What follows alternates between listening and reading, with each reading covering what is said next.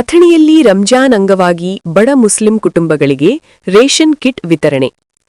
ಪವಿತ್ರ ರಂಜಾನ್ ತಿಂಗಳ ಅಂಗವಾಗಿ ಅಥಣಿ ಪಟ್ಟಣದಲ್ಲಿ ಮಾಜಿ ಶಾಸಕರಾದ ಶಹಜಾನ್ ಡೋಂಗರ್ಗಾಂವ್ ಅವರು ಬಡ ಮುಸ್ಲಿಂ ಬಾಂಧವರಿಗಾಗಿ ರೇಷನ್ ಕಿಟ್ಗಳನ್ನು ವಿತರಿಸುವ ಮೂಲಕ ಮಾನವೀಯತೆ ಮೆರೆದರು.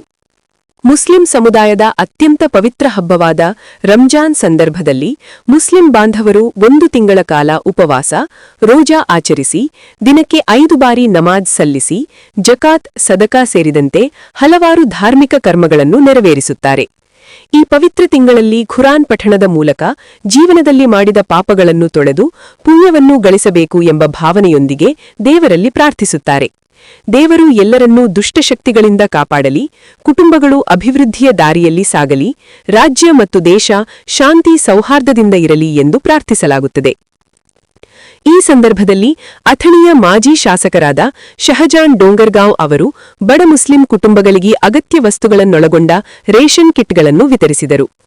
ಕಾರ್ಯಕ್ರಮದಲ್ಲಿ ಜೆಡಿಎಸ್ ಪಕ್ಷದ ಕಾರ್ಯದರ್ಶಿ ರಾಜು ಡವರಿ ಮಾತನಾಡಿ, ಅಥಣಿ ಕ್ಷೇತ್ರದ ಅಭಿವೃದ್ಧಿಗೆ ಶಹಜಾನ್ ಡೋಂಗರ್ಗಾಂವ್ ಅವರ ಕೊಡುಗೆ ಮಹತ್ತರವಾಗಿದೆ ಎಂದು ಹೇಳಿದರು.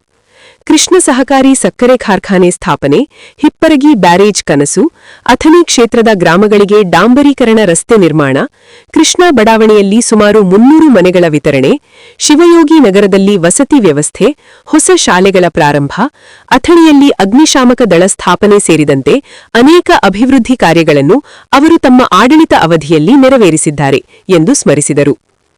ಶಹಜಾನ್ ಡೋಂಗರ್ಗಾಂವ್ ಅವರಿಗೆ ಸರ್ಫರಾಜ್, ನಿಯಾಜ್, ರಿಯಾಜ್ ಎಂಬ 3 ಗಂಡು ಮಕ್ಕಳು ಹಾಗೂ ಒಬ್ಬಳು ಪುತ್ರಿಯಿದ್ದು ಎಲ್ಲರೂ ಉನ್ನತ ಸ್ಥಾನಗಳಲ್ಲಿ ಸೇವೆ ಸಲ್ಲಿಸುತ್ತಿದ್ದಾರೆ.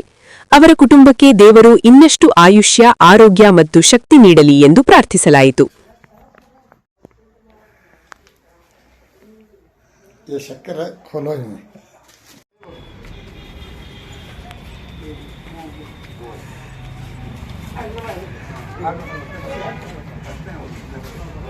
तुम्हें ये करेंगे रोड पर आए थे बाइक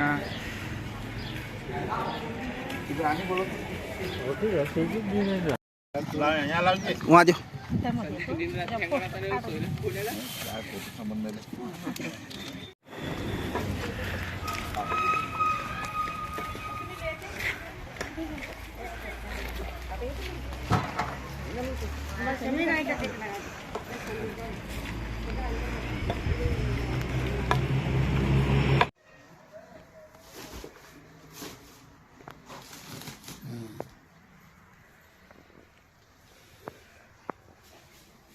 अरे मेरे नाम से फितरा का देव कर दुआ करो तो बहुत बोले हमारा